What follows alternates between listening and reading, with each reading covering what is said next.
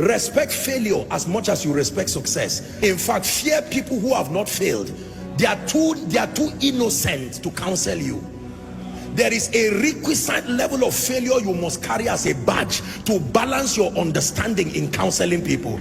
Believe me, anybody who comes to you with 100 over 100 is still a child in the school of success. There is a requisite scar that gives you a balanced perspective. Have you failed enough to be able to talk to me? Don't tell me all the stories. I just prayed and the person was healed. I just spoke and they gave me an auditorium. You are not the person to counsel me. I respect you. Carry your results until you learn the other side of life. My goodness, there are people that have failed enough and they can talk to you. When they talk to you, they utter from their pain. Their pain has been turned to wisdom. Every sentence is a life lesson. A woman who tells you, I have been barren for 10 years. Now God gave me 3 sets of twins. Forget the twins and learn wisdom. Don't just respect crowns, respect scars. The wise respect both scars and crowns. Can I encourage someone? Your failure is still an asset. Don't throw it, archive it. It will be one of the qualifiers for your speaking to people tomorrow. Apostle, I have cried. I have failed in life. I know what it means to be an irresponsible father. Don't throw that experience, archive it. One day you will use from that wisdom and mentor an arrogant young man who thinks life is so easy. Most times when we are starting out in life, because of the leverage of prayer, the prophetic, or generally life just playing games with you, you can believe life is so easy and you are wondering, so why are people crying like this? I just got married and 3 months it's been so rosy. In fact, my wife is the best thing that has happened to me. And you go online and embarrass yourself. And someone who has been married for 15 years, he said, may God help you. After 2 years, you just turn and start saying life is unpredictable. All these unwise things that people do. Do not just respect those who have succeeded alone. Respect those who have failed. Not everybody fails. Respect those who have failed. Failure is an asset when you can turn it to power.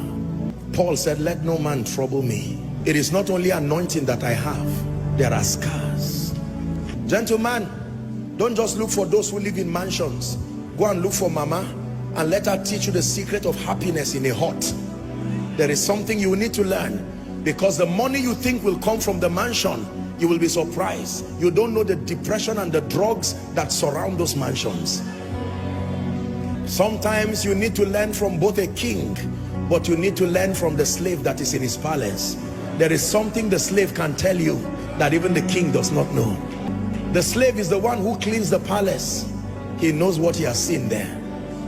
Why will the Lord speak to a young virgin through an angel and says, Mary, you are highly favored? And the next thing that follows that woman is pain, controversy. There was nothing in the life of Mary that I have seen that looked like favor. An angel comes from heaven and says, you are highly favored. I would expect the king to call her and say, I had a dream. There is free land for you. As soon as Jesus is born, you become tax-free. That sounds to me like favor. So God calls scar favor. He calls controversy favor. He calls pain favor. Why would you say a woman is high? God is speaking to someone. Don't listen, you may cry, but don't be embarrassed about your failures again. There is something about the speaking of God, that until you are at your lowest moment, there is something about the voice of God you cannot hear.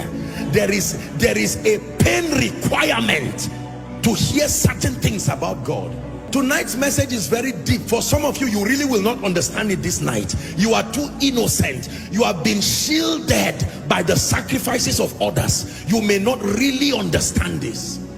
There is a pain requirement that brings out the clarity and the purity of the voice of God. There is a way a man of God fails and fails and fails in ministry, that he goes back and he says, Lord, teach me. When he writes a book about the leadership of the Spirit, read it. That pain has purified any flesh and the need to make a name. It's gone. That is the reason why when people go through things and they come out of it, they usually come out with an anointing. Barren for 16 years, laughed at by people.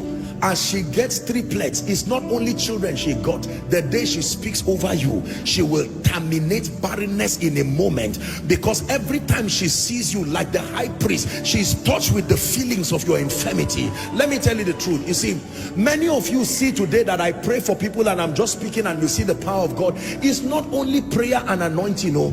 There is a pain requirement that has reached down to the bowels of power and has drawn genuine, authentic spiritual power.